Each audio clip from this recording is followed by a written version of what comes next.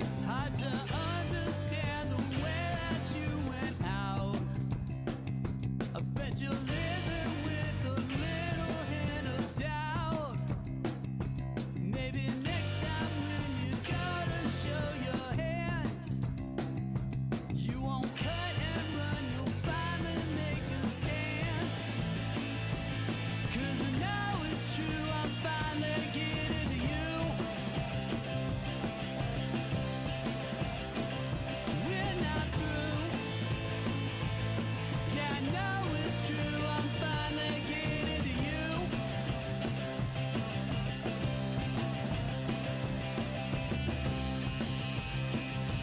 Existential questions always get you down.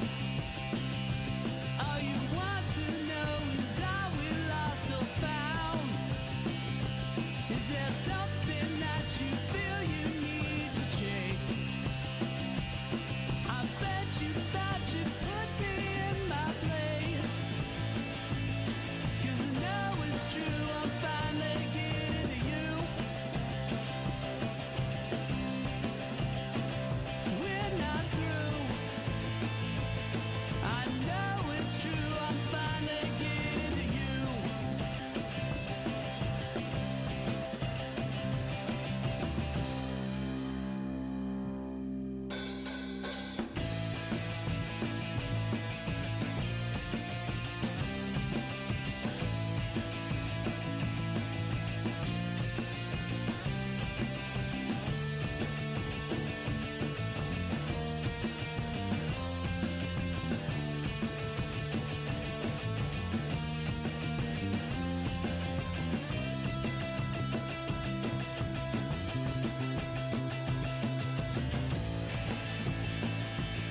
Yeah, I know it's true, I'm finally getting to you. We're not through. Yeah, I know it's true, I'm finally getting to you. You can run, you can hide, but inside, I'm finally getting to you. Yes, it's true. I still love you, but I am getting to you.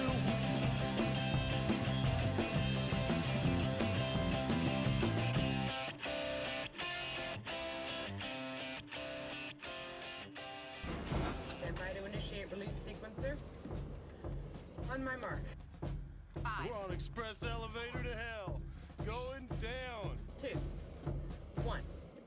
Mark.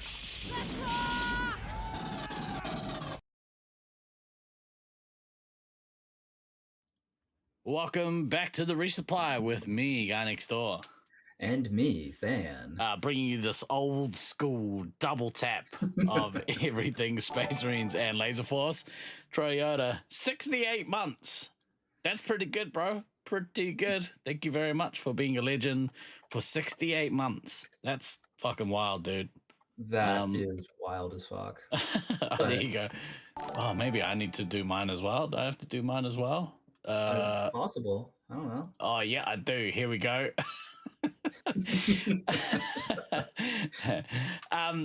Hi, everyone. We're just paying ourselves at this point. Let's get that hype train going. Most people on that train run the show. Just dropping by, Haley's dancing in the state championships right now. Massive shout out. Good luck to you, Haley. I hope you do awesome. I hope you kill it. Absolutely. Yeah. That's very exciting, dude. Enjoy. Thank you for coming in and dropping another sub. Appreciate you. Chat, nice to see you. Hope everyone is doing well. We got a bit of a show today, and we got some. We're gonna start off a little somber, and then we'll pick up at the end because there's a couple of heavy things that happened over the last week that we wanted to talk about before we get into our regular goofy shenanigans. As I wait for this motorbike to go away, motorbike.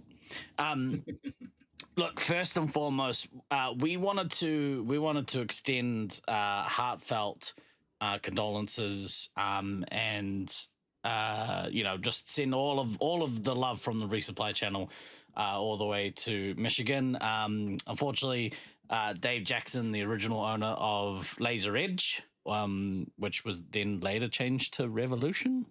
I don't know if that was during his time. That was after.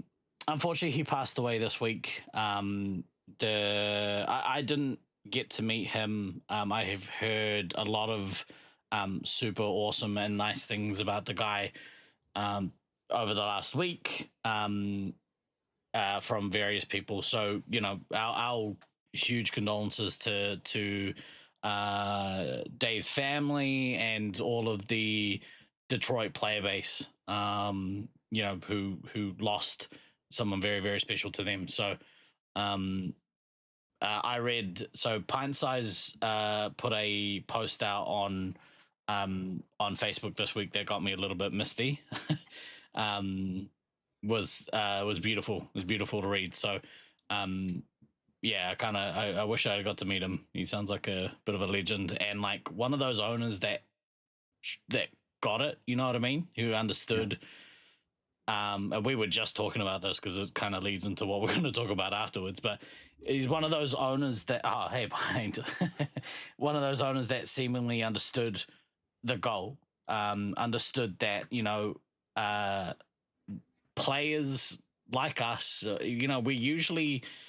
we're kind of fringe. We're into like, nerdy stuff, and especially back in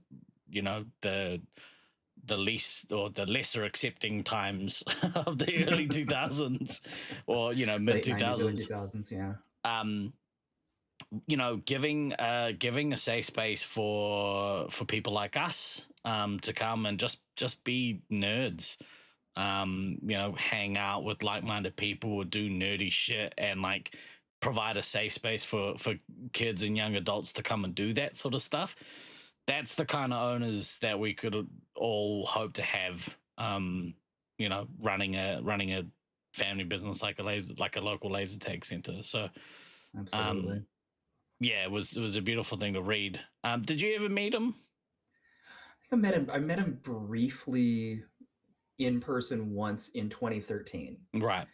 And I had talked with him on the phone and via email a bit before that, as we were trying to set up various tournaments at various times.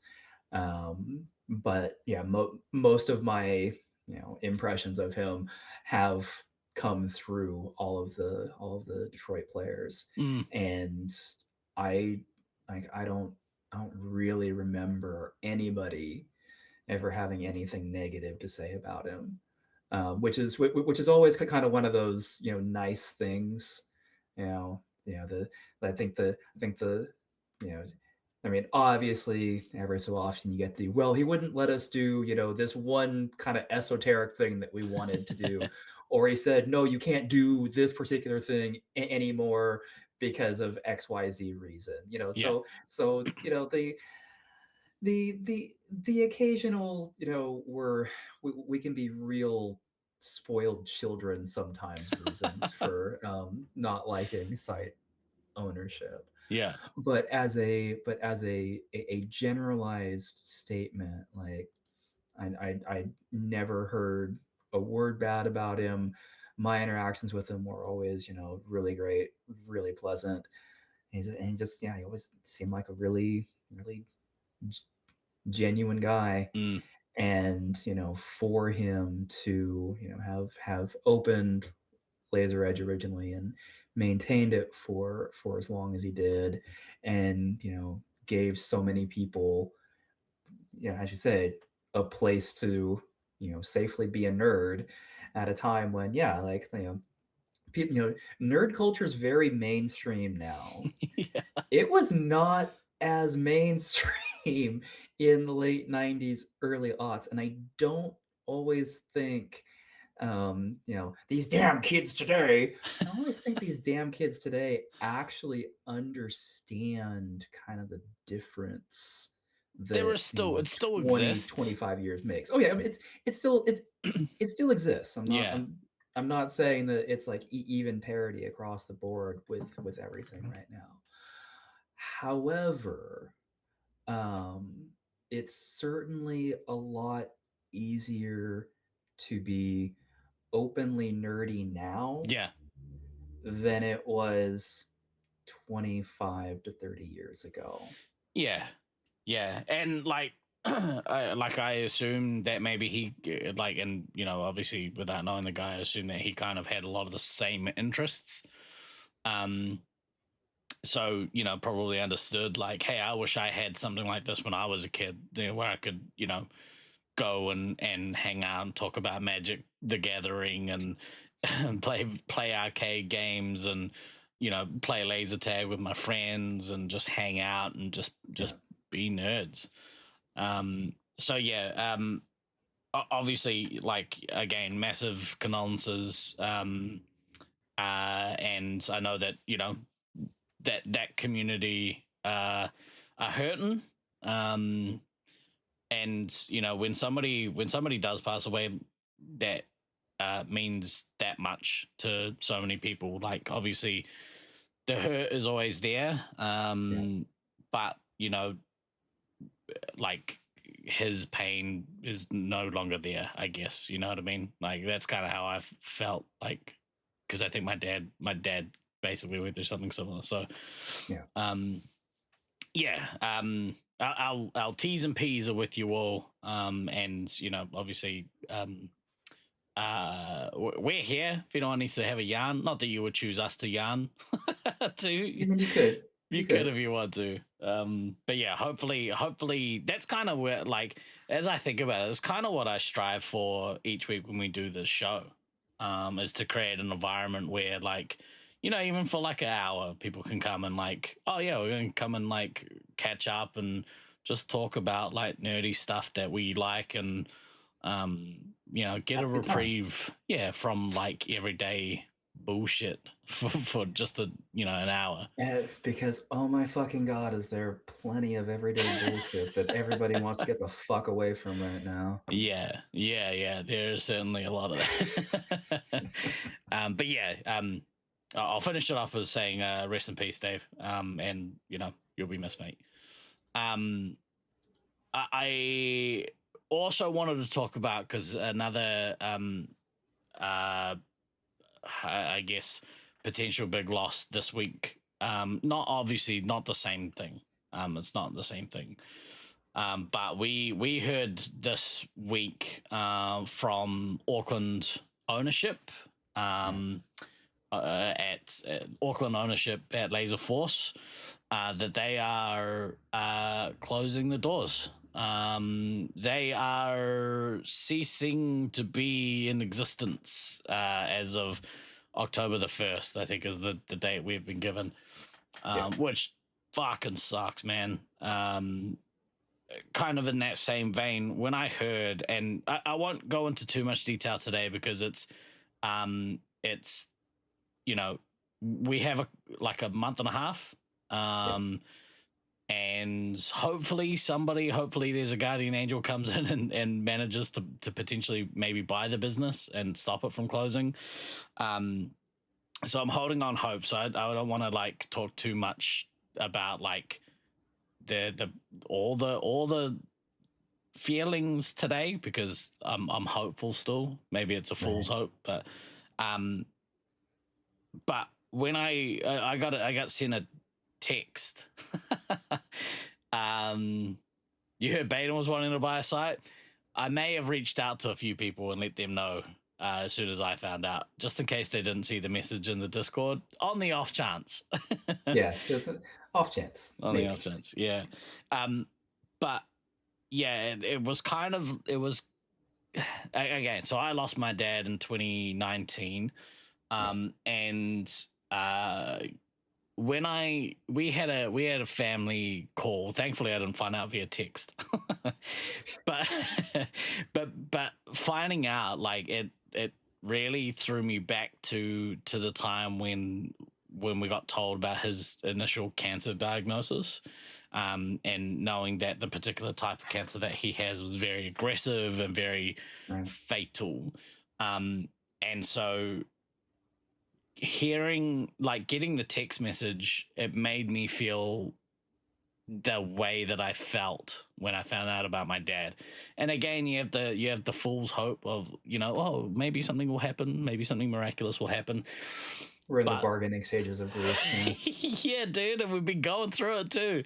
We've been going through those stages of grief, but it really is grief. Yeah, and we were off to a birthday party that night. We were driving, and we were stuck in traffic, and I see this text pop up on my phone, and I could read the first lines, and it I was immediately just eyes started welling up, and all that fun stuff that you don't really want when you're driving a vehicle. I mean, it's generally when you're driving a vehicle, having your eyes tear up so your vision is less clear. That's generally considered to be a negative. As far as that goes, it does create a mild public safety hazard. I have had it too, where so there's a weird thing with grief when it just will get you out of nowhere, and it used to happen a lot with my old man. My old man's been gone obviously a little while now, so it still does happen. I still miss him. I felt myself. I think after I read about Dave, I felt myself this week thinking about my dad a lot. Off the back of Pint Size's post,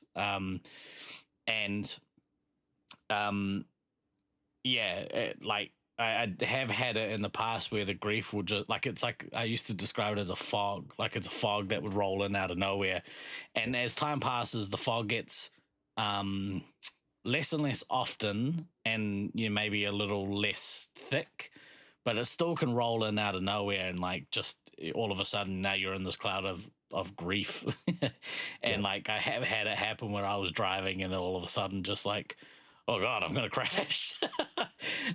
But yeah, so it was it's been a very sad, emotional week for all of those reasons.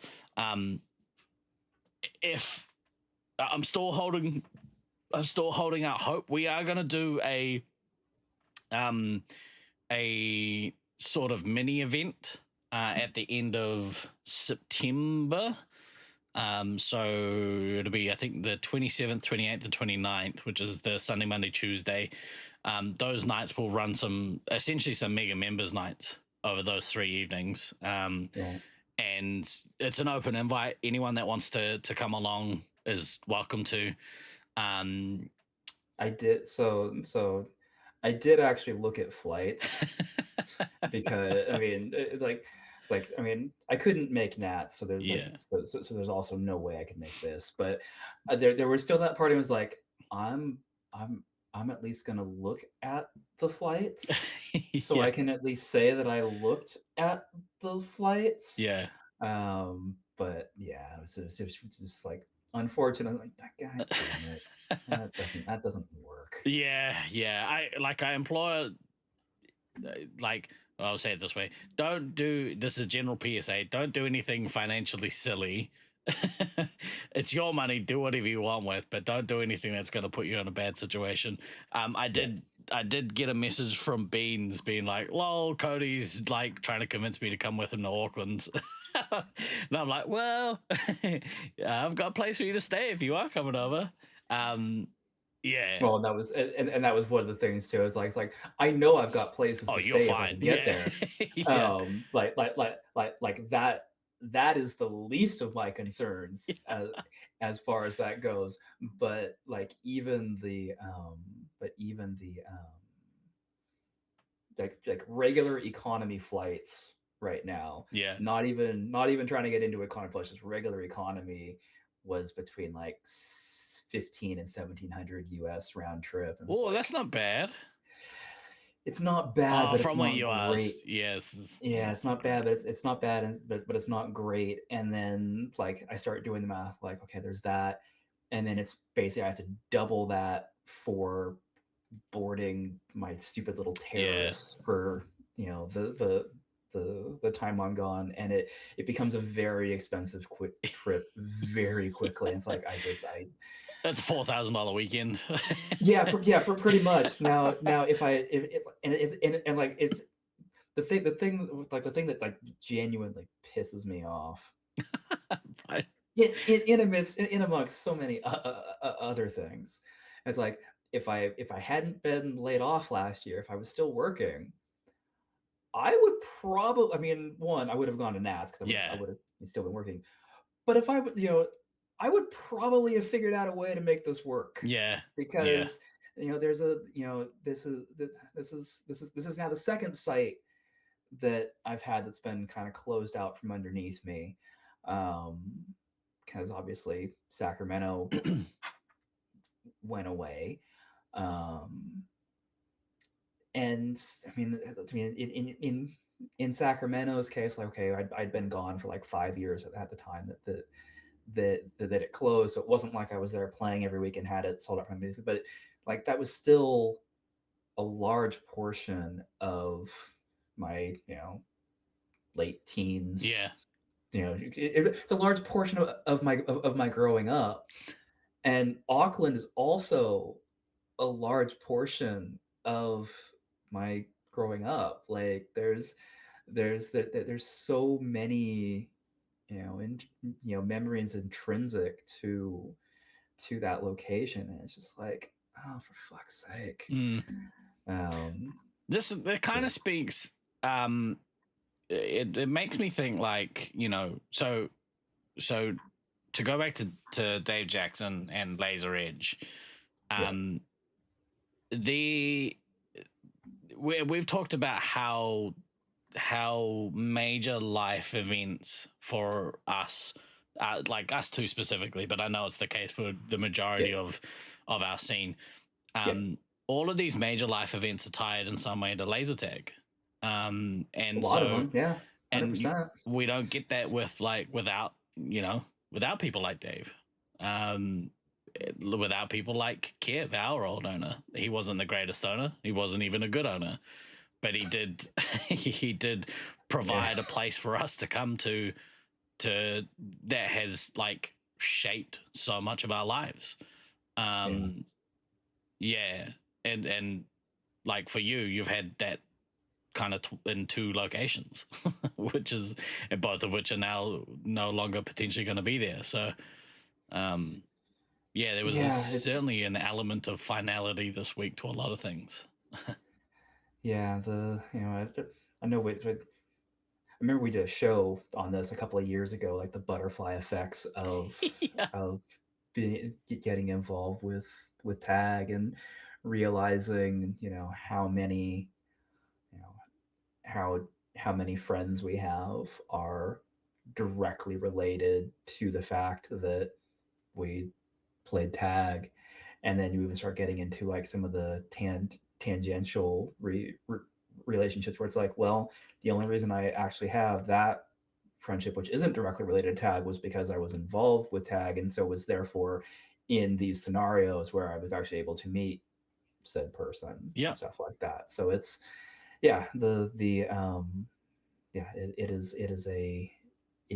is a many faceted jewel as far as that goes. And it still gives us that. I mean, off the back of Nat's just gone, I made a bunch of new friends that I hadn't met before.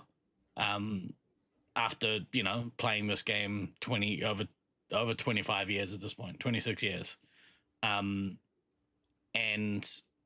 that's really cool to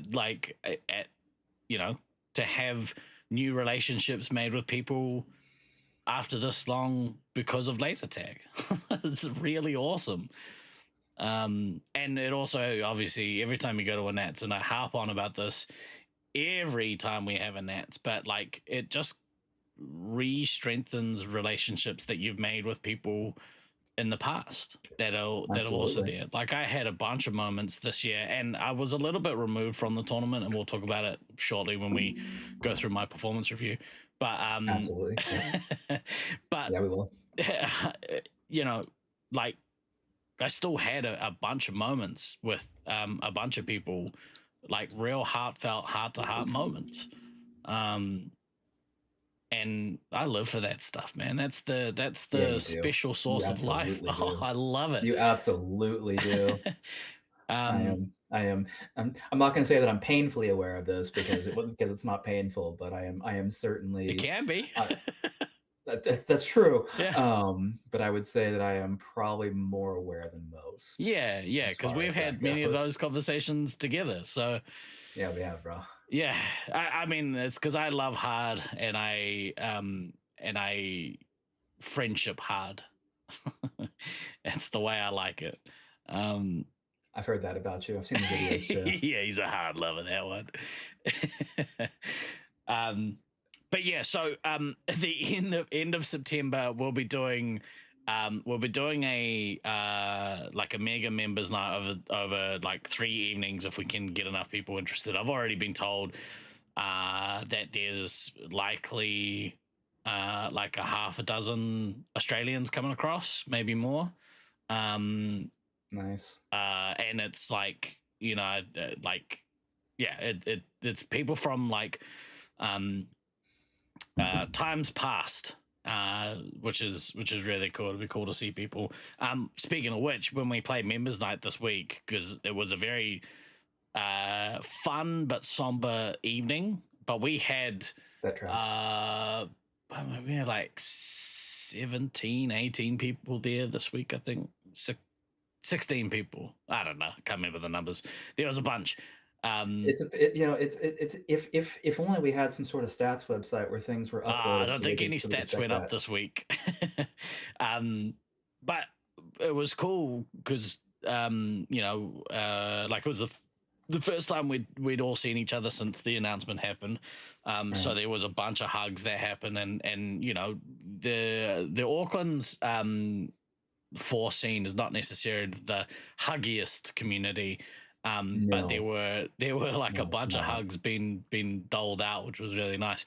But we also got a visit from Professor Trev and his wife Bad News, who oh wow, I haven't seen them probably for 10 years. You know, and just because, you know, obviously Trev's a legend of Auckland laser tag. Yes, he was never the best player, but he was always there. Yeah, always there every week, and a massive cheerleader for Laserforce in general. Like, he loved it. He loved tag. He's still, you know, I think at the one of the top tag players, like, as in like in numbers terms of games games. played. In terms of games played, he is still very high up the list. Yeah, yes, like within I think the top statement. 10 maybe. He's certainly the most games played at Auckland, and we haven't seen him for a decade at this point. Sneaks pretty close to his number of games too, but yeah.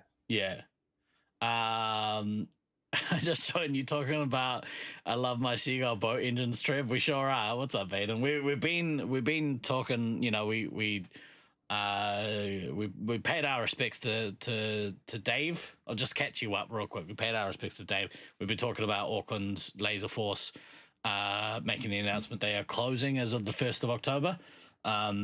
But yeah, we got visited by Trev, which was really awesome to see him. And I did say to him, look, we are looking to do our like mega members nights at the end of September, and unfortunately they are away on a cruise until just after until like the 5th of October or something. So they're not going to be here for the closure, that's a real shame.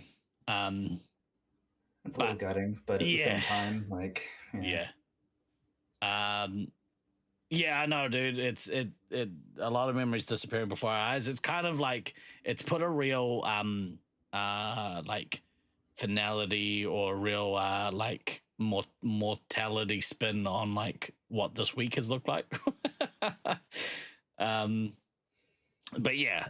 So we are running an event. If people want to come over, there's an open invite. You're more than welcome to. We're gonna try and reach out to a bunch of the Laserforce alumni from over the years, some of the local Auckland players. I've been trying to think of a really cool like plaque or like a poster or some way that we can kind of immortalize Auckland Laserforce. Maybe like a I had like an idea that we do like a poster that has like every kind of relevant code name from the years on this poster, and anyone that attends the event over the last couple of days gets to sign the poster or whatever. So I don't know, I'm gonna figure out some way of kind of encapsulating it, because That's solid. yeah, I love that kind of shit. Yeah, you do. Yeah. I mean, obviously, look, Yeah. look what's behind you. Yeah. Do I know why they're closing instead of trying to sell it? Without going into too much details, because I don't have all the details. But I think actually, nah. I'll answer those questions off the air. I don't want to talk about them on here. But but if you genuinely don't want to know, just reach out and I'll obviously keep you in the loop. Part of the reason is, like, the last time that it was on the market, it took a long time to sell. And I don't know the reasons for that, but I don't think they're interested in a long sales process. So that's about all I know. Well, don't even know that as a fact. That's just what I assume. It's a guess. Yeah. That's a supposition based on prior evidence. There we go. Well put. Ta-da! Yeah, it's almost like I worked in corporate environments for 16 and a half years. You can put a garbage spin on anything. and can speak management when I need to. And freak people out with my customer service voice. It's better than your call is very important to us. It's better than the other one. I'm not too far behind Trev, actually. I'm only 200 games behind him. Let's see what I can do in the next the next month. Good luck with that. Yeah, I think I'm third at Auckland. That's cool. Sorry, second at Auckland. I'm gonna retire on top. Right, let's talk about so come to the event is where I was going with that. If you want to come to the event, come to the event. It's gonna be fun. It's gonna be 3 days. I was thinking maybe we could do like a mini tournament, but I think instead of doing that, we're just gonna hang out and play laser tag, because I think that's gonna be more fun. Absolutely. Yeah. I don't think you need to add any level of stressor to those last few days of the Sunday, site Monday, being Tuesday. open. Yeah. Well, it'll be like 4 hours a night, most likely. Hopefully we can sneak a little hour extra on the Sunday, but that's what we'll be aiming for. I don't know what the pricing will be. I don't know. Yeah, but we have to, many manly tears. I won't. Once we get closer to the date, because like I said, I'm still optimistic. I'm holding out hope that we get a savior. If it doesn't look like it's going to happen, then maybe we'll do a proper eulogy for the place, like, the week after. We'll talk about it. If it actually closes and Auckland Laserforce goes away, then that's when I'll probably cry on stream again. I haven't done it for a while. We might be overdue. I mean, we should give the people what they want. Let me taste your tears, G&D. They're delicious. Yeah. All right, let's get into this. I've dubbed it a performance review. I kind of wanted to talk a little bit about how the Nat stream went, and get kind of your thoughts on it as a spectator, because I heard a lot of people dug it. I am interested to find out the reasons why, and like how people felt about it, and kind of where I'd like to see it go in the coming years, if that's something that that actually people want, because there's always the possibility of people being like, bro, you were shit.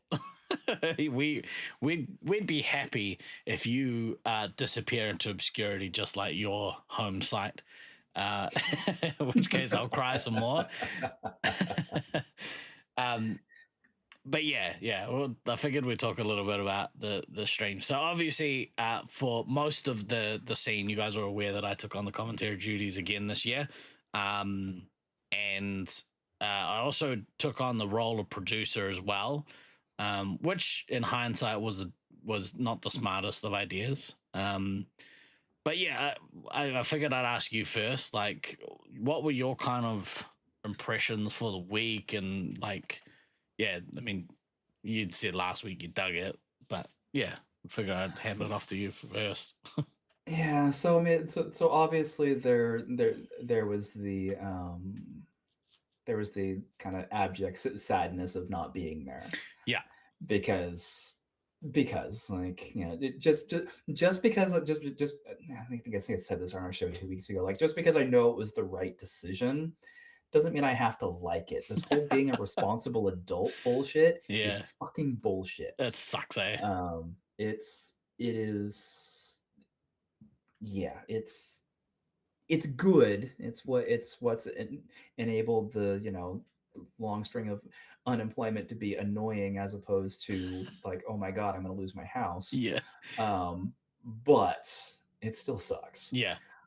From like, so obviously I'm not a completely neutral, you know, watcher to all this. You know, there's, you know, I have thoughts and opinions on it, but like as as kind of like generalized thing, um I really liked the stream layout this year. um like it felt easier to follow, because like Yeah. stuff wasn't shifting around on me. It was like, okay, here's the things. The only things that might be shifting are, maybe we're going to change camera views, which, okay, fine, that's fine. But like scoreboard stuff wasn't shifting, and people weren't, and like people icons weren't shifting. Yeah. And so that in and of itself was huge. Like, not having to, you know, adjust where my eyes are focusing at any given moment because things are moving around, huge benefit. You know, and the fact that the internet was generally better there than last year certainly helped. Yeah. It's yeah, it's one of those things that, like, every so often I do have to remind myself just how actually kind of ridiculous it is, like what we're doing, or what's been done with the stream. To say what we're doing, like I've fucking done anything with it. I haven't. Let's be very The clear. royal we. Yeah. There's no royal we here. I am not part of that royal we. It is absolutely incredible where the streaming is now versus like the original time we streamed anything, which I'm pretty sure was 2012 in Sacramento. Oh, okay. Um, 2012?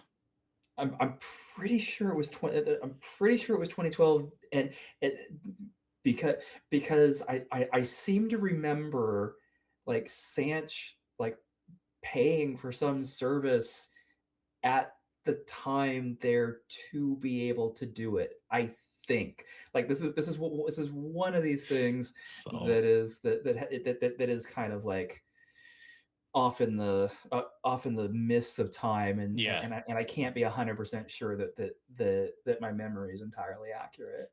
But like to go from, you know, recording the game screens in 2008 Mm.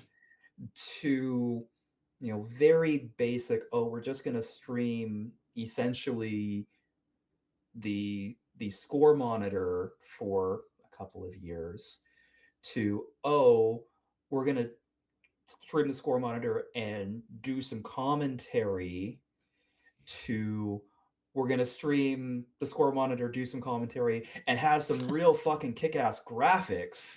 Yeah. Like the the yeah, the overall progression on that has been just absolutely fucking wild Yeah. on a host of levels. And, you know, and this year, with like this year like felt to me, it felt better overall. Right. Just the part of that is like over the last few years, we've learned a few things. Yeah. We have learned that no, you don't just leave the commentary open to whoever wants to step on the mic. Like, it's good in theory. The actual practice is fucking garbage. Don't do that. Yeah. Yeah. I think we did we've- that the first time was at West Coast tournament in Colorado 22. In 22. Yeah.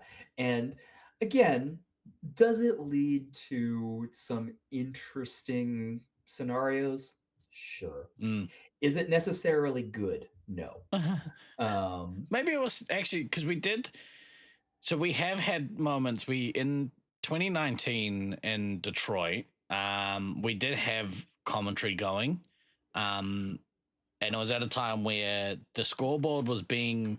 I think that we were capturing the scoreboard off of. I can't even remember how we captured the scoreboard. I don't think it was off the PC though. I think it was being broadcast to Twitch, and then commentary was watching the broadcast and then commentating on that, and so there was that like delay. 5-second delay between what was happening in the, because we did it right in the middle of the foyer where everyone was sitting around the score screen, which was cool, but also at the same time was just like, this is dumb. Like you can't operate that way. The delay is just, oh, what's about to happen? Oh, we already know because we can hear people reacting to it. Right.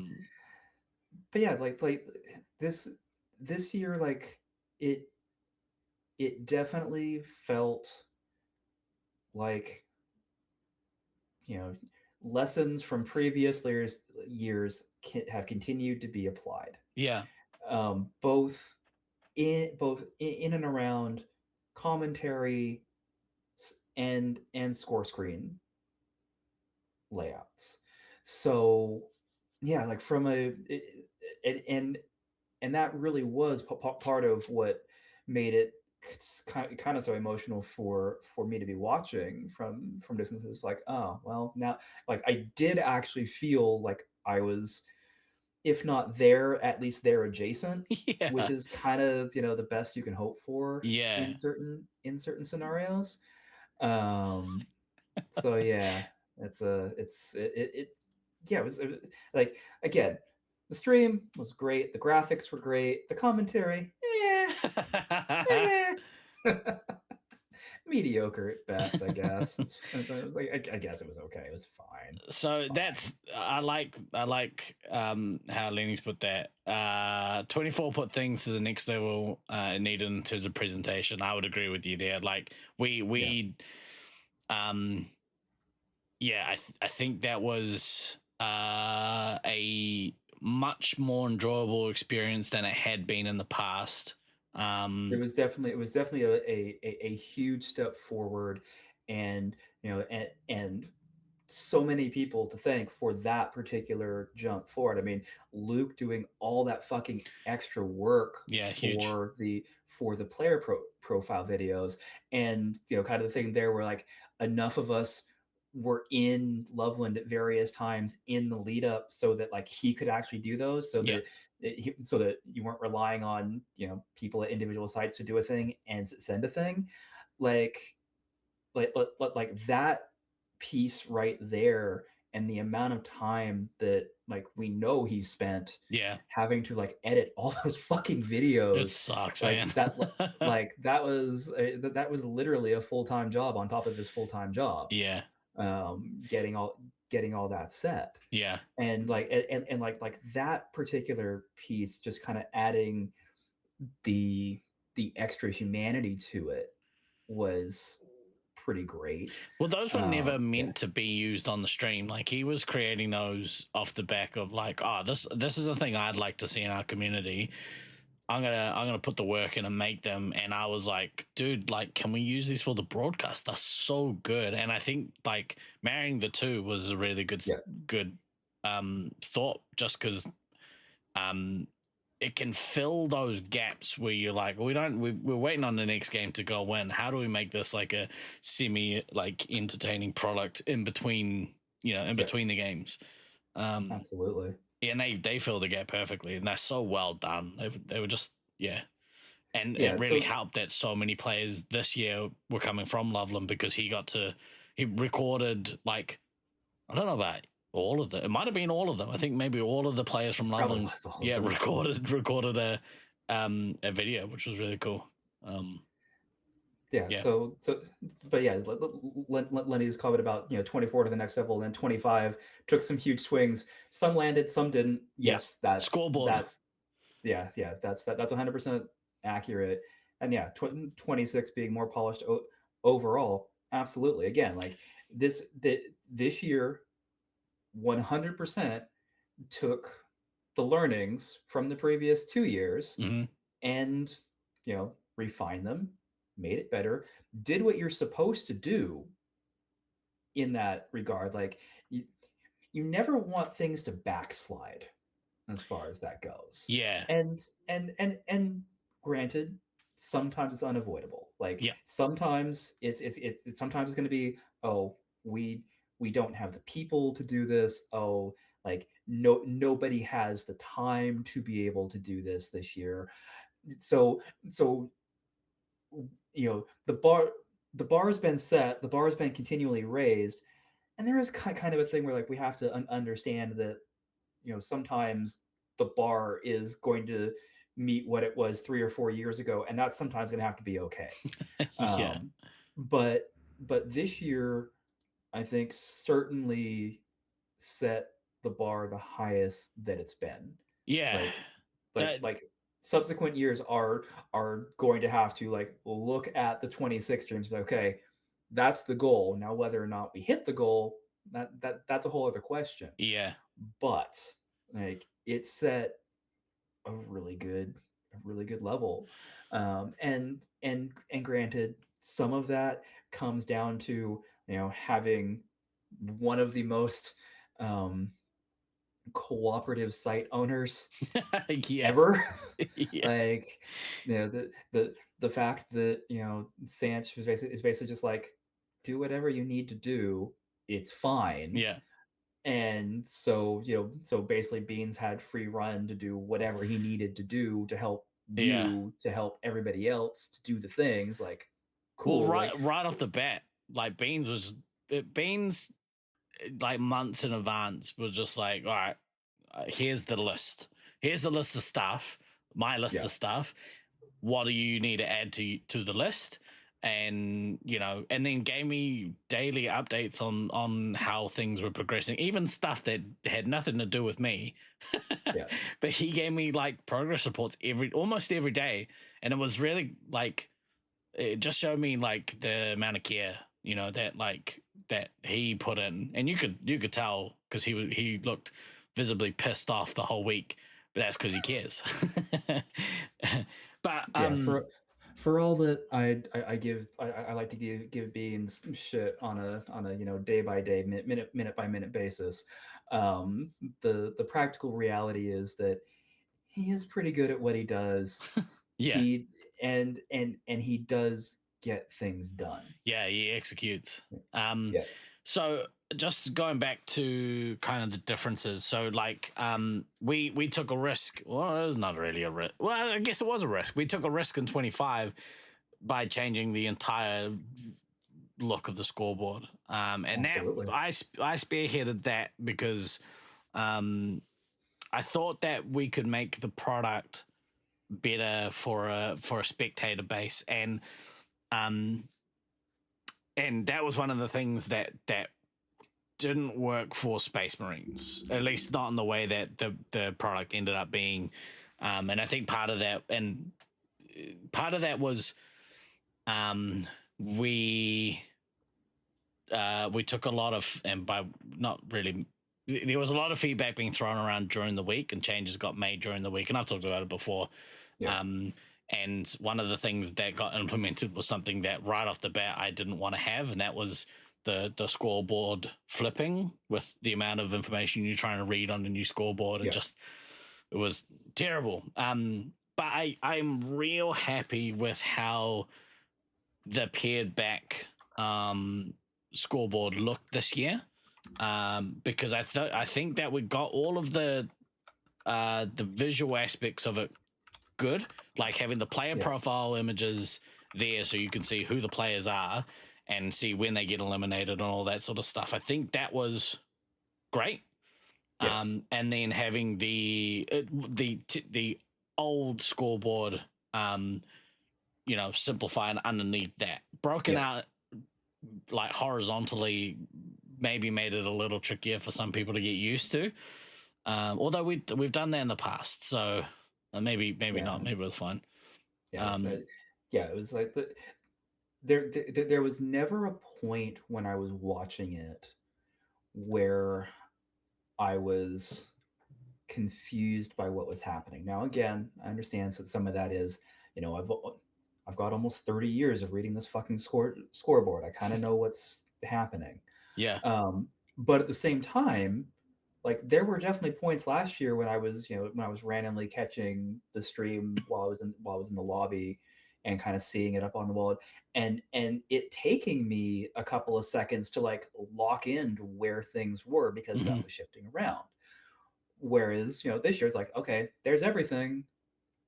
Yep. Okay, good. Let's go. Like it made visual sense. Yeah. Like the overall design language was good. Yeah. And made sense. I would like to Cody, apparently I'm the odd one out that likes that one better. Look, I liked the way that it looked overall. I just didn't like some of the functionality, and I think overall, unless you are really into the stats of it all, it didn't necessarily elevate for like a general viewer, if you know what I mean. And if anything, it just if it doesn't add anything to anyone, I mean, no, that's not true. It added something for your viewing experience. So I don't know. I think it was cool and it looks cool, and I just think maybe the layout we went to this year is cleaner, and more importantly, it's more accurate because we're not trying to fuck around with the way that the game data is being read. And that's the big thing. Like unless like Laserforce want to really get into the nitty gritty of the way that all kind of works, which there's no way they would. They were like unwilling to entertain the possibility of a stream friendly scoreboard, which to me is like, why? Like that's the way gaming is going. If you can market your system as an esport, like for like an ownership group, like if you got a new owner and be like, cool, these are all the perks, and then also if you really build your members base, there are facilities available for you to now stream like leagues or whatever that you run. I don't know, like having some of that stuff makes a lot of sense to me, but I'm not in charge, so who cares? I mean, but at this point, we do know who is. Well, I've already asked. He would just categorically said, "Look, both the long and short answer is no." I was like, okay, that's good to know. Damn it. Yeah, damn it, indeed.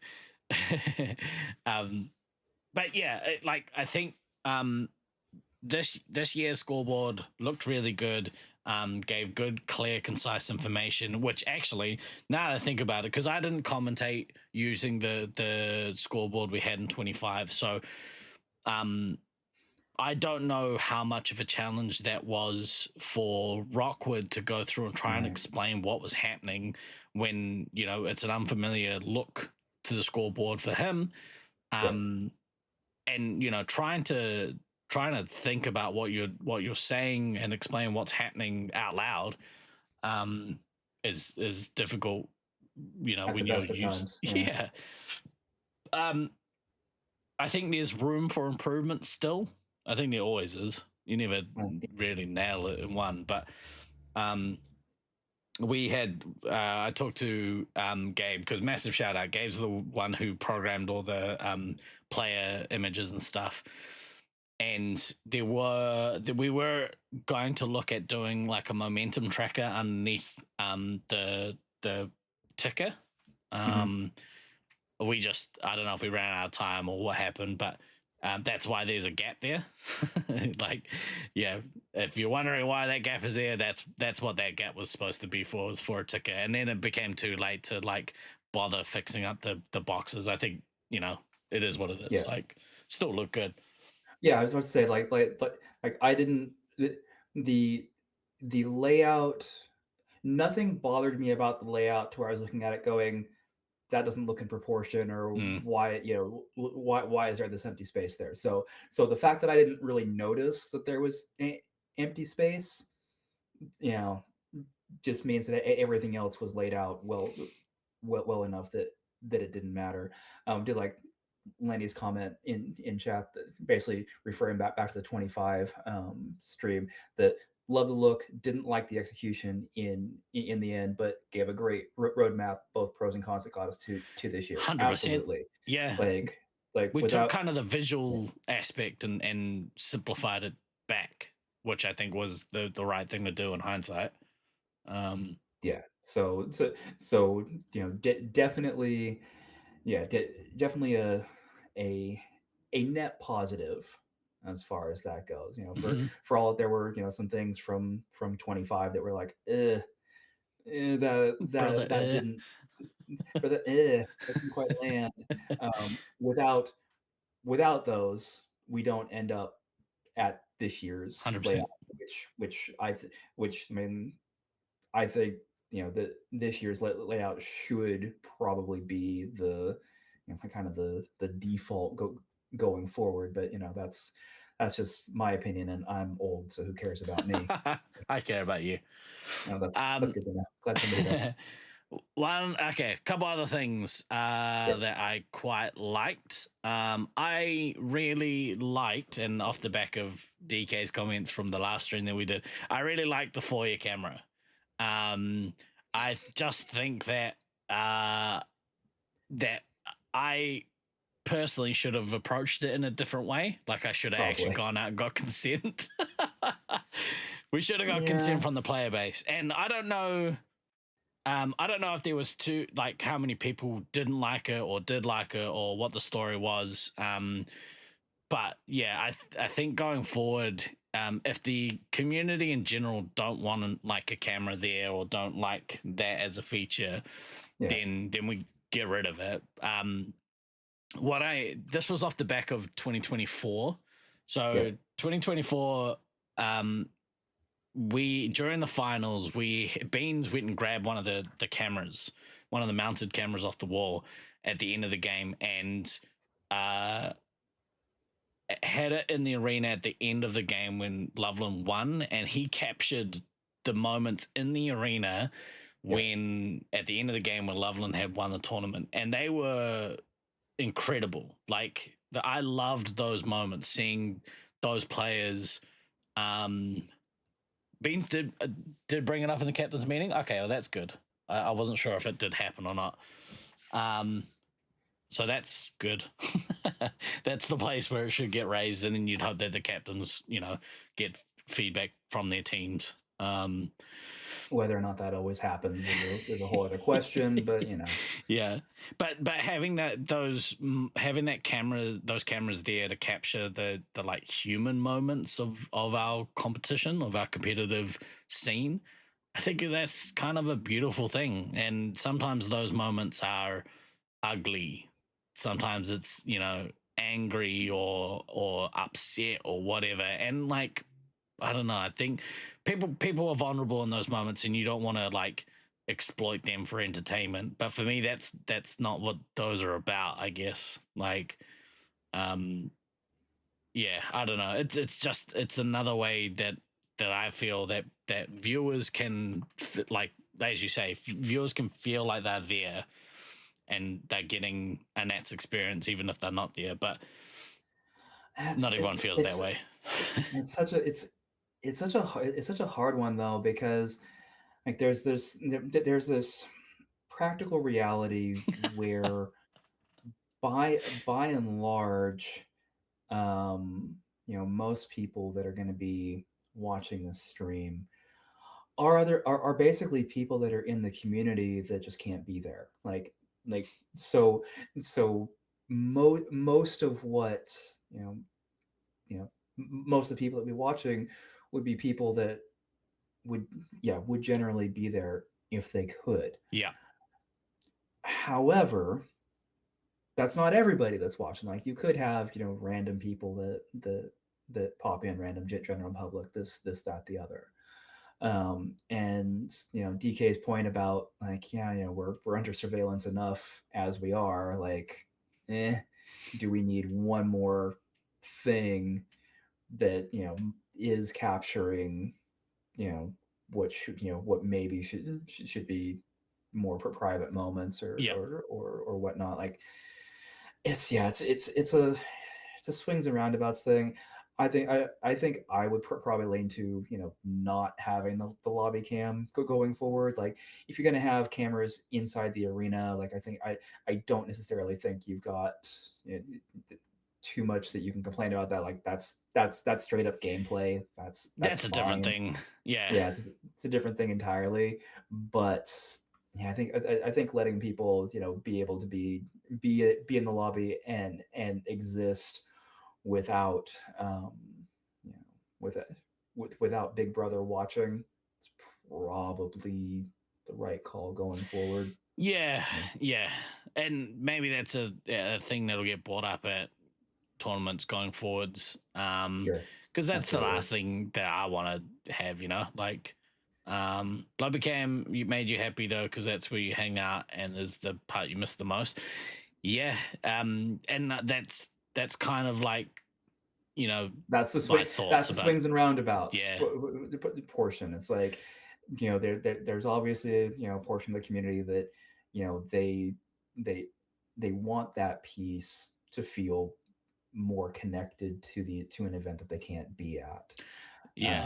But it's also like I don't want to make anyone feel uncomfortable, or like feel like they can't be themselves, because that's the thing. Going back to the point we made at the start of this is we want to provide a safe place for people to go and be themselves. And if you can't be that because of fear of like getting broadcast to the world, then that broadcast can't be doing that.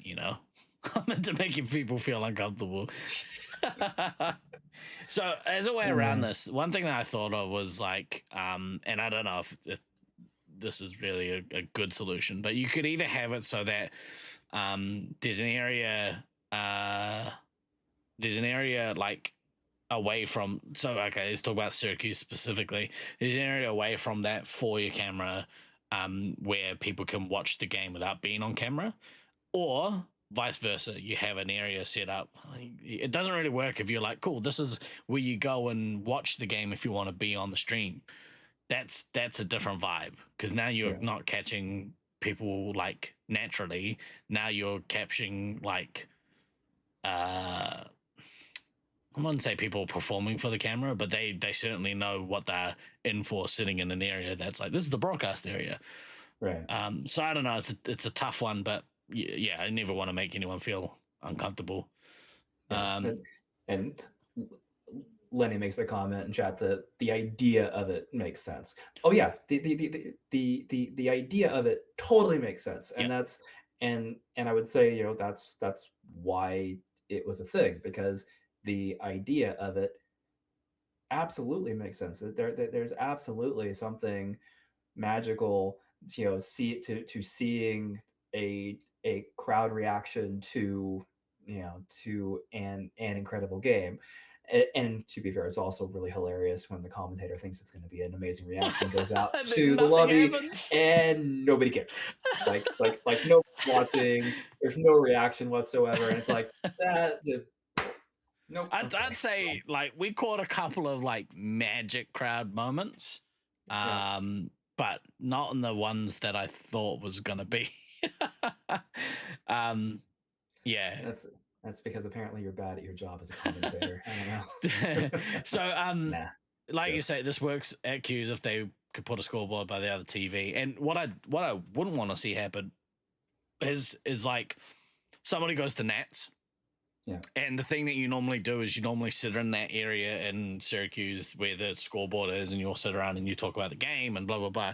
What I wouldn't want to see happen is you have another scoreboard off to the side where there's no camera, and people are like, well, either like everyone's gathering around the normal one. I don't want to feel isolated, and yeah. So, you know, it either works for everyone or it works for no one. It's kind of, I guess, where that sort of ends up. Yeah, it's a shame because I really personally enjoyed it.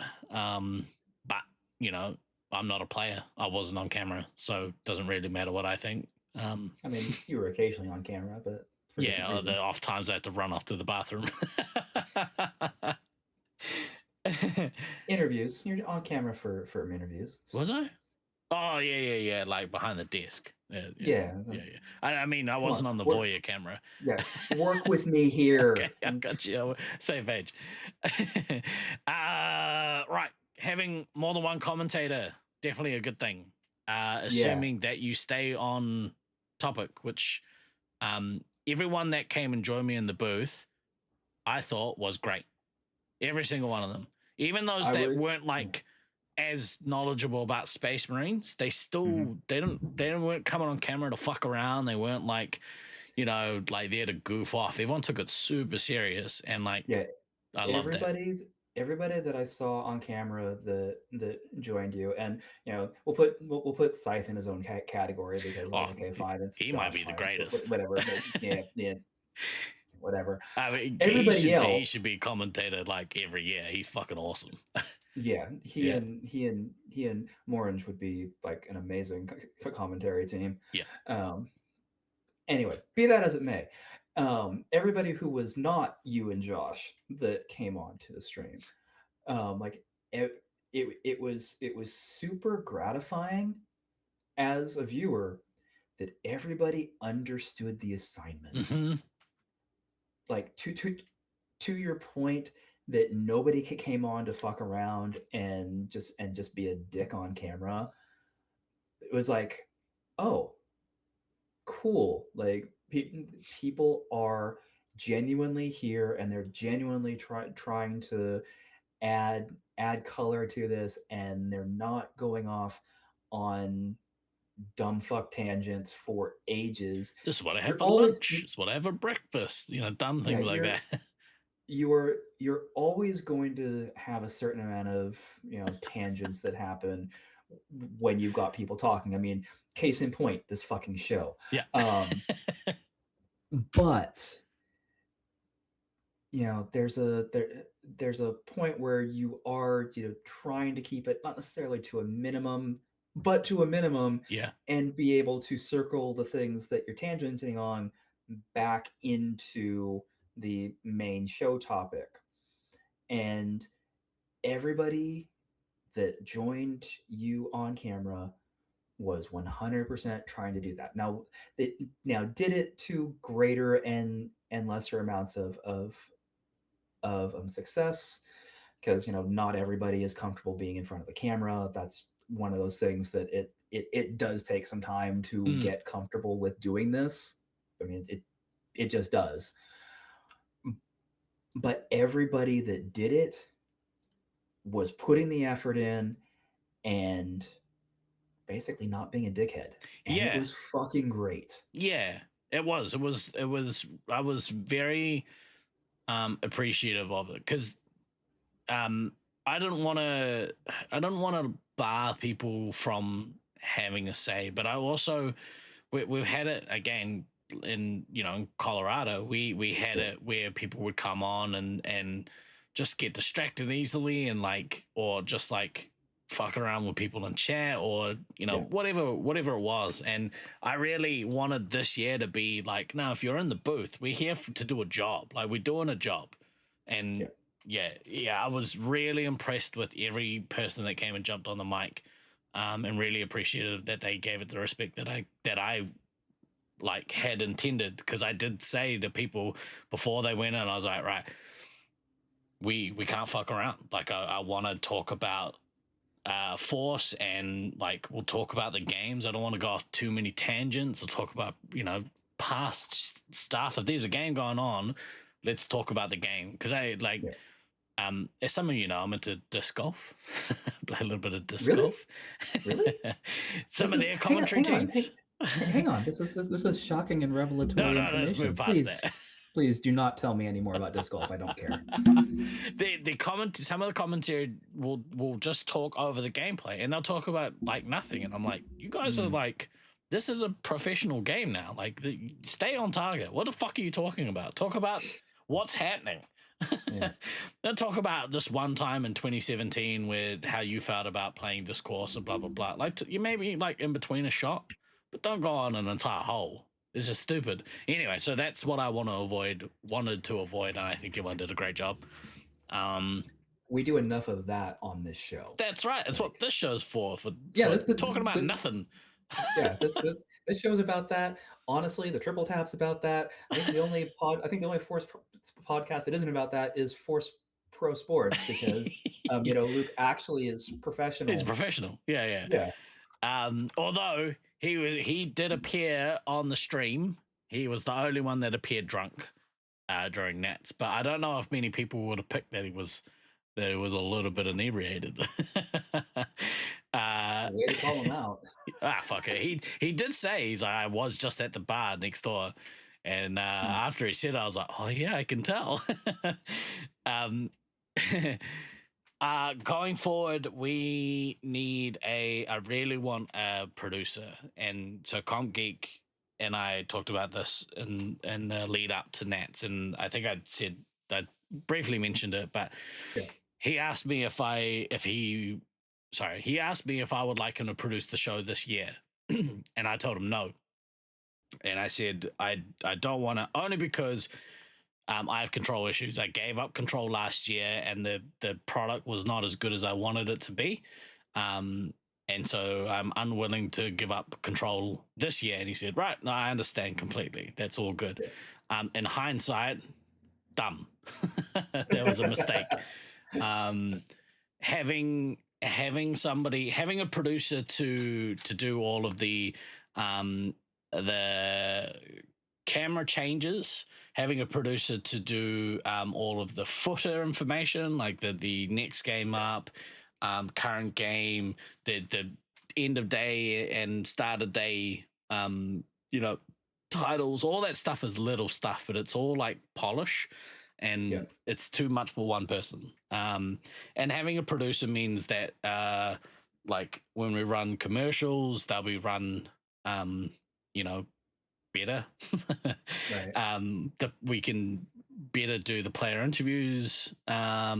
All that stuff will run just a little bit smoother, and like all of the stat stuff that takes ages to set up in the build up to Nats, that we then I don't really utilize that much throughout the week, because it's too hard. Yeah. So we definitely need a producer to do all that stuff. And it also leads to sorry, Tina, damn it, to just send me a message and distracted me, but that's okay. I appreciate you. I'll read that shortly. The other thing it allows for is the potential to do stuff like instant replay, which I think would be kind of cool. Having, you know, we wouldn't utilize it that much, I don't think, but having the ability to, like, if you watch a play where somebody runs in and kicks a resupply by themselves, having the ability to have a big screen, not taking away the scoreboard, because you never want to do that. Like, I think I've learned, like, that's the money. Never ever change the scoreboard, where how it moves around, the sizing of it, that has to remain constant. But like, yeah, if you could do like instant replay big instead of having the cameras or whatever it is, like that sort of stuff. Yeah, sorry about that too. Yeah, having that stuff, you know, like would be really, really cool. Yeah, so I think definitely a producer in the future, or having a production team to run the stuff is important. Yeah, but that, I mean, and that, that starts going into a bigger conversation then around like when you start upping the production values and it starts taking extra time, how do you compensate people for the time and polish that is going to take? So it only happens with voluntary work because we're not at a point where we can pay people, right? Like we do this shit, Exactly. because we love it. But Right.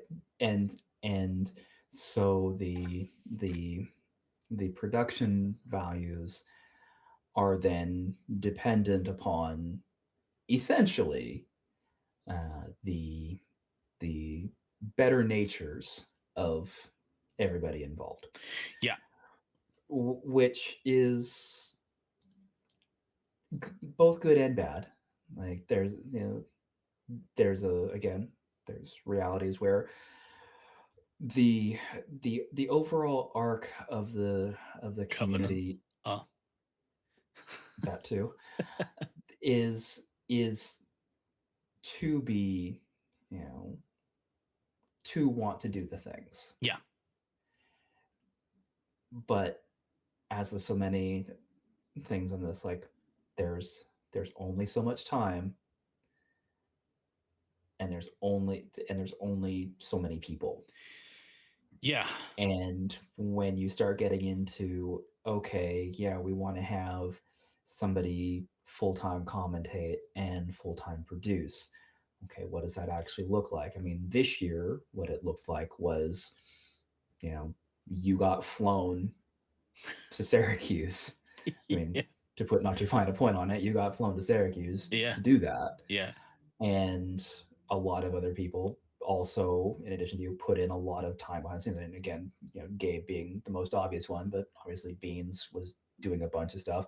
I know other people were doing things. Luke, I was not across I was not across the streaming in terms of setup like at all this year. So I'm gonna miss people. Sorry. So trying to figure out, just trying to figure out how that looks, because it's nigh on impossible to do those roles properly and play. Yeah. Because it's actually, you can't do it. Yeah, that's like, and that's so the case in point, Auckland. So Auckland in 23, I had this vision of, right, let's run the live stream, have live commentary, but we ran it as a rolling commentary seat. Yep.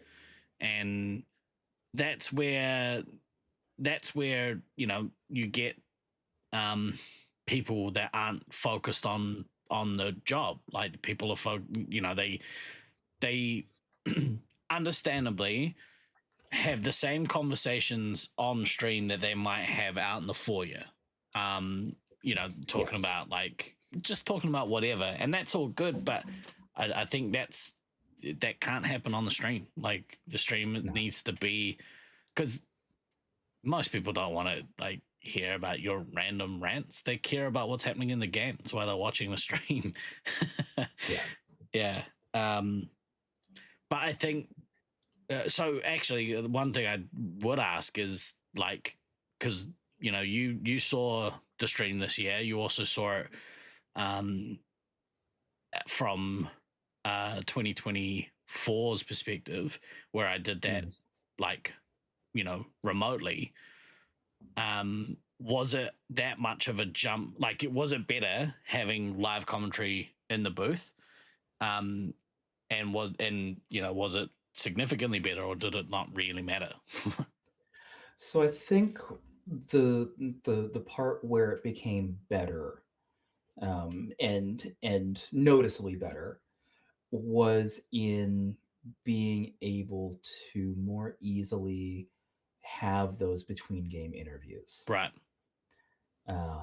From the actual game commentary perspective, I mean, you can do that remotely. That's not terrible. Is it ideal? No, but it's also not terrible. Right. But there is something to the thing of like when you have both commentators physically sitting next to each other in the place with the thing, like that does help a certain amount of the atmosphere. And then it is so much, and then the absolute ease of being able to bring other people in to the broadcast who were also physically there. Like it just gives it a better and more organic feeling overall. Now, if the choice is between having people do a remote commentary versus not having commentary at all, remote commentary is fine. Right. That's it. That is still a perfectly acceptable way to do the commentary. Is it that marginally better if you can actually be there? Yes. But if you can, the fact that you can just so easily bring people in to the show when you're actually there, like that's the piece that I think makes more of the difference with the commentary than anything else. Plus, I remember this in your comment on this in 24, that basically was like, oh yeah, I got to get done, and sure, I could like immediately go to sleep in my own bed, and that was cool. But it was like falling off a cliff. Yeah. Because it got done. It's like, oh, it's so quiet now. it's so quiet, and I'm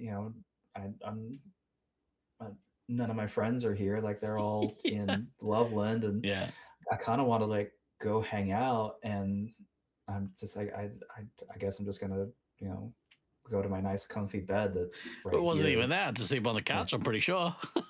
Well, look, I was trying to give you the benefit of the doubt. So again, perfect world, having the commentating team at the venue is the gold standard. Yeah. Well, assuming that people would want me to come back and do it again, because again, like that's the other assumption is like hopefully people don't get too bored of hearing me on a microphone. I got enough people being like, hey, we really enjoy the commentary, to tell me that all right, like it's at least it's like not hated. People don't actively like mute. But this fucking guy, why won't this fucking guy shut up? Oh my god. Yeah, but like if I had a choice, I would do it at Nats every time. Like that's it was way more enjoyable having like I'll say Josh, but like everyone that commentated with me, having them right next to me, it meant that there was less stepping on toes. I could like look in somebody's eye and ask them a question about, oh, what did you think of this? And like, oh, how good was that? And they're like, yeah, it was so cool. And that's, that stuff is really awesome. Well, and there's also the thing that like we on this show, we do a decent job of not stepping on each other. Yeah. Because of how long we've been doing this show in this type of environment. And we still step on each other. Of course. We are not perfect about that. We will never claim to be 100% professional, because we're not. In a scenario where like you're remote and the other commentator is remote, and maybe if that's if the other person isn't used to that type of interaction, Yeah. you're definitely going to get a lot more stepping on each other because you're not used to, okay, there's always going to be this small amount of lag that you need to account for. Yeah. Even in a scenario where there's not much lag, what we use in the background, pulling back the curtain for the people is Video Ninja. It does a really fucking good job of, Until we try and add lagging the someone. fuck out. As a generalized statement, it does a pretty good job of that, and we both have good internet on top of that. So yeah, that definitely helps. It helps, but if you're not used to this sort of back and forth, especially when you're trying to commentate on a real time event that's happening, you're gonna end up with a lot more stepping on each other, which gets very difficult very quickly for people listening, because now you've got multiple words from different people at the same times, and trying to parse that into their individual statements is challenging. Well, so being together in the room, I can bring the experience that we've had doing this show, and I can read body language enough where I can tell if somebody's about to say a thing or like wanting to say a thing, and you can kind of lead them in, or like the other way is if they're nervous and aren't like being audible at all, you can kind of try and bring them into conversation that way. So it definitely helps, and it definitely helps. I think, like keeping people on topic as well. Like you can kind of keep that focus, which is good. Which again is not this show at all ever. Yeah. I would like to see, and I would like to continue kind of doing this stuff, but I've also, I don't know, would like to maybe play next year. It'll depend on if like Auckland shuts or not. That is, I mean, that is kind of the X factor in amidst all this. I mean, at least for the California players, for the for Sacramento players, they want to play, they can at least go to Loveland every so often, or go to Brisbane every so often. And we have to travel internationally to do it though, and not everyone has a passport, and but that means that kills competitive laser tag maybe in New Zealand. Like New Zealand no longer has a competitive force scene. We've got a couple of places we can maybe try and have games occasionally in Auckland, but they don't really work because they're FECs and former team of orphans between SAC, Detroit, and Auckland people. Team homeless. I mean, we've kind of done that before, so yeah.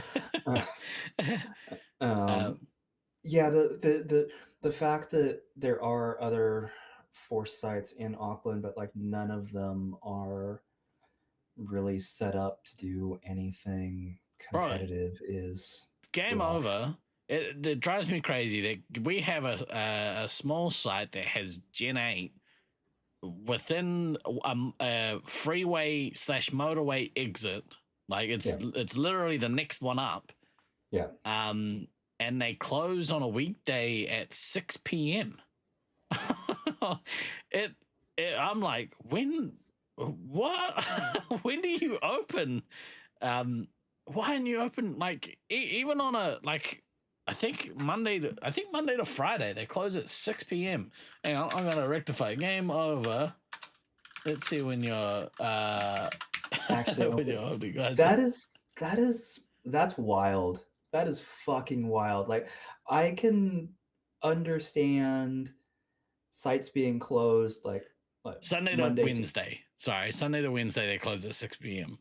So I understand because they're a go-kart track essentially, with laser tag added, but they're closed at 8 p.m. on the weekends. What? That's wild, dude. 8 p.m. is real early. Oh, goodness me. But yeah, there are places that we could potentially go and scratch a Laserforce itch. but not a Space Marines itch. And No, like, because as a generalized statement, I think the other sites that are around, like for the most part, like your other sites that are close don't have membership kiosks, if I remember correctly. so we were able to play under our memberships, but they don't offer memberships, if that makes sense. Yeah. So we were able to take swipe in, which was good, but it was like, especially that one, that's real frustrating for a site to be there with Gen 8 equipment. And like, you know, we had a staff member, which is why we were able to play there for a little while. We had a staff member come and join us when they first opened. Right. And, you know, off the back of that, he was able to get us in and play like outside of hours, I think, or like, or whatever it was. Whatever, yeah. Yeah. But yeah, it's like real kooky. Anyway. But yeah, going forward, I would like to see what we did this year, all the good stuff we did this year, and kind of improved upon for next year. I think that would be really cool. Even if that means I'm not in the booth. Sorry. The whole comment about talking over each other and then immediately just whack right there. Look at how unprofessional we are. That's how we roll. I was gonna say that the whole first thing of like confirming where Nats are going to be next year. That's going to play a huge part in however that looks. The last show we did, because I went back and had a listen. You did. You absolutely Dude, I was like, did. Auckland have thrown their hat in the ring, and that aged very poorly over this last 2 weeks. That aged like milk. Sorry, bro. Yeah. You got to play next year, and you have to wear a mic and commentate in game. Honestly, that's on my list of things I really want to do, like in a tournament. So this year, I ticked off commentate at a tournament, like sole commentate live at tournament. Check. Doing at the very least, doing a podcast. I've always wanted to do a Resupply podcast. I think we missed the boat on this one, but doing a Resupply podcast with the three of us actively playing a game and doing a podcast in the Resupply, that's on the list. We had our opportunity to do it in Brisbane. And we didn't do it, but that is something on the list I really want to do. And yeah, doing like mic'd up, not necessarily commentary, but being mic'd up in a game. That's on the list too. 85% huffing and puffing, dude. Like even when I play disc golf and do disc golf recorded videos, the amount of that's coming through those clips is like, bro, a lot. Fucking lose some weight. Fat. The rest of the breakdown though, the 85% huffing and puffing, 13% swearing, 2% commentating, i.e. just more swearing. Yeah, no, accurate. The amount of swearing I do under my breath when I'm playing so that I don't get illegal language penalties is a lot. Yeah, it is absolutely a lot. In one of our first person videos, liked back in the day, we had him do one, and he's swearing the whole time, but just at himself. Like he'll do a thing, get shot, fuck, and they have it the whole game. But yeah, I'd like to do like a mic'd up thing during a tournament. That would be really cool. But like that's cool. That's not, I don't think that is broadcastable. I don't think that's like something you could do at a Nats, but certainly like maybe at like the practice nights or, or like that's definitely a social game thing, but that would be really cool to be mic'd up and maybe even be able to talk to the commentary team. Like you have sports games where they're able to actually play and talk to commentary. That would be really cool. But again, that's a training night thing. That gets very attention splitty very quickly because then you end up needing to have like an earpiece. So if you want to talk to commentaries, you can hear them. But that's okay. Like that's kind of the point, right? Like, And you would kind of want you kind of want a camera as well. Like you really want to see the visuals. Otherwise, just hearing them huffing and puffing, like. What about someone that isn't taking video in the game? So that's another thing we talked about was like putting cameras on some of the refs would be kind of cool. Because that way you can kind of get that first person view of what's happening. But yeah, that would be a cool thing to add. But anytime you add a moving camera in the maze, just adds a whole nother level of like technical issues. Yeah. I really wish my Ray-Ban Metas, well, one, I wish they were broken, but two, I wish they had the ability to actually see like in low light. Because that would have been cool. We need cameras in the shoulders. Yeah, Troy, write that down. Force Pro Sports first POV video from Nats for Sally B. Less than 10 seconds in, under a breath. Oh, shit. Perfect. Yeah, that tracks. That tracks. That absolutely tracks. At some point, and I think I alluded to this in our last show, but at some point, and we are collecting. I'm gonna say evidence. We're collecting evidence. Des. We are collecting evidence of like sloppy laser tag play, because off the back of the last couple of tournaments where we've played, I've noticed that there is a percentage of our tournament scene that still don't understand the concept of shielding properly. And so we're in the process of using some first person footage and some of the Nats camera footage to kind of build a case. And I would say maybe not build a case. I would say build a training guide as to what people are doing that is sloppy and how we fix it. Because I think shock therapy. Yeah. But there is a good portion of the player base that are doing some stuff that I don't think people are doing it on purpose. I think it just comes down to sloppy technique. So I think we need to do some night school to remedy that. Is night school anything like night cheese? What the fuck is night cheese?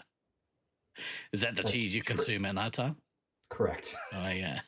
Just you're not supposed to. That's how you get bad dreams. Have you heard that? Cheese gives you nightmares? Small price to pay. Cheese is amazing. It's brilliant. All right. Is there anything else about I'm proud of how the stream turned out this year. I think it looked cool. I think the graphics look really cool. I think Traj's video was fucking awesome. Oh, hang on. Sorry.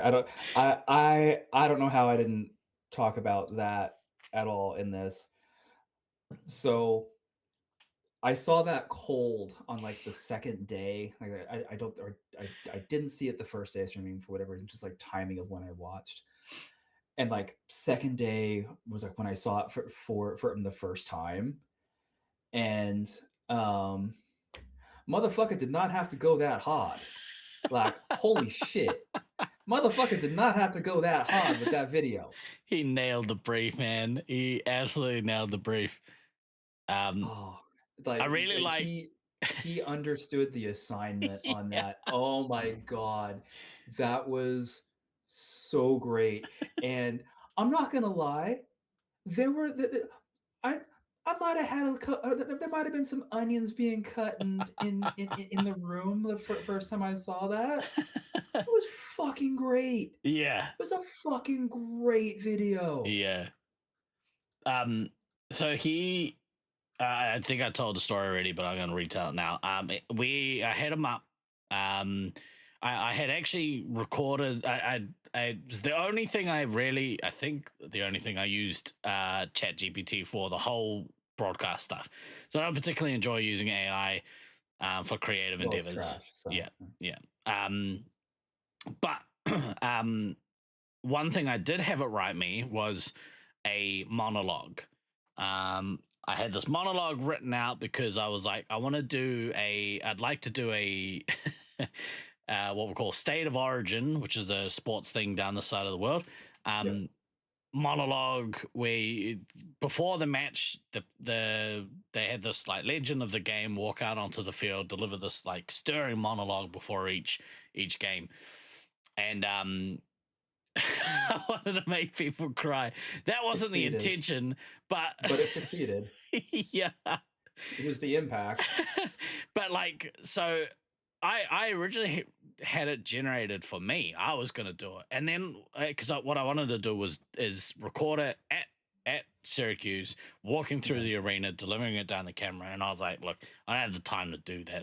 That's over ambitious. So I was sitting on this thing for a little while, and I was like, oh, I should ask Traj. I don't think he'd be into it, but I'll ask him if he wants to do it because he watches a lot of rugby league. He understands the kind of the feel that I was going for. Cadence of it. He understands the cadence. Yeah, and I sent it. I was like, hey, would you be interested in doing this? And he's like, yeah.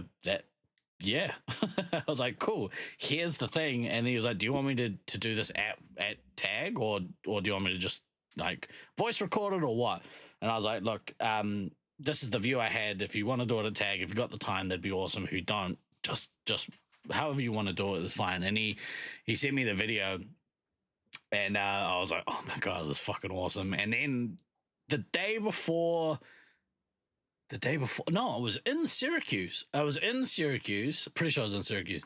And I was in New York, and I sent it to Luke, and I said, hey, I don't know if you've left yet. I don't think you've got time, but here's this video. Do you think you could do something with it? And I sent him the video, and he's like, oh, look, I don't think I'll have time, but send me the video. I'll see what I could do. And I sent it to him, and he came back to me. He's like, motherfucker, this is so awesome. And he was like, look, I'm about to get on a plane, but I'll see what I can do. It might not be. It's bad that you didn't watch it until after Nats. No, it's understandable you didn't watch it until after Nats because you were way too fucking busy. That's fine, beans. But he was like, look, I don't have much time. I can't do too much to it, but I can add some bed music and do some, like I can cut in some footage. And I was like, that's exactly what I was hoping for. And so he sent me back the final product. And I was like, yes, this is perfect. This is the way we're going to open up the tournament. Yeah. And it was one of those things where like, I was in like two or three of the shots, and I'm like, okay, that's kind of cool because I recognize like all the events that each of those shots were from, and it was just kind of like, oh, for fuck's sake, are you absolutely fucking kidding me right now? And yeah, there was definitely some onions being cut the first time that I saw that. Like that was it was so good. Yeah. Yeah, Traj understood the assignment for his reading on it. There was definitely like that cadence to it, where it's like, yeah, okay, we're building to a thing, and then finding out that it was like absolute last minute that Luke did kind of the extra stuff on it because you sent it to. It's like, hey, Luke, here's this last minute thing. Yeah.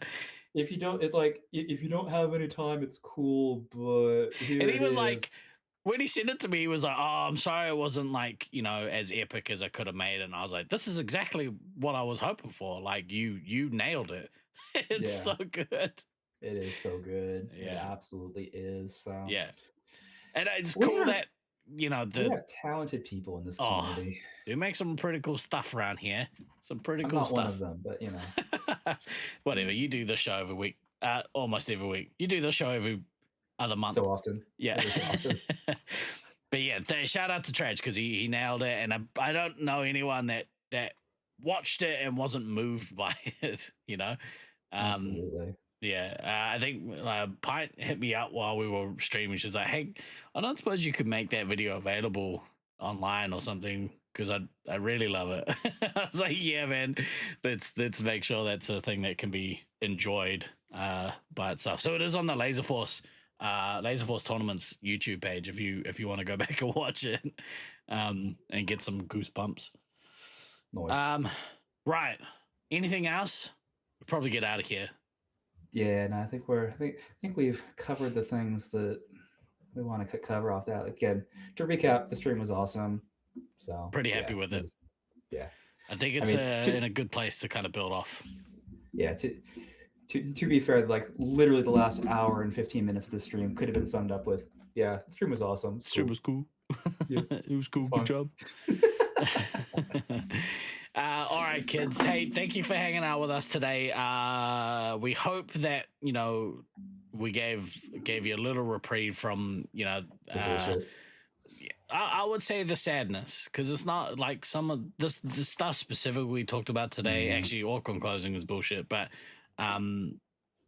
sadness is okay. It's okay to feel. In fact, feeling is a good thing. Feel it all. Absolutely. But yeah, thank you for coming to hang out with us today, and hopefully we kind of able to mix in some joy with the grief. So, which is how it should be. But we should be back next week. I think Beans is going to join us. Maybe I haven't confirmed that. He was supposed to come on last week, and then we didn't do a show because I was too depressed. It's essentially what happened. You were too depressed. I had a pinball tournament I wanted to play. It worked out okay. You were like, just cancel the show, bro. Just cancel the show. I was like, oh, I don't know. Yeah, okay, I'm gonna cancel the show. I feel pretty fucked. But yeah, thanks for coming and hanging out with us today. We really appreciate you guys. We should be back on next week. We'll be doing the show, like we said, for a little while without DK indefinitely. Hopefully it's not for forever, but once he's feeling better about stuff, hopefully he'll come back and join us again. And then we'll be the merry threesome that we have every week. Merry threesome. That's my favorite greeting card. But for this week, I have been Guy Next Door. And I've been Dan. Merry threesome, everyone. Always remember to backtrack, kids. We will see you next week. Much love. Goodbye.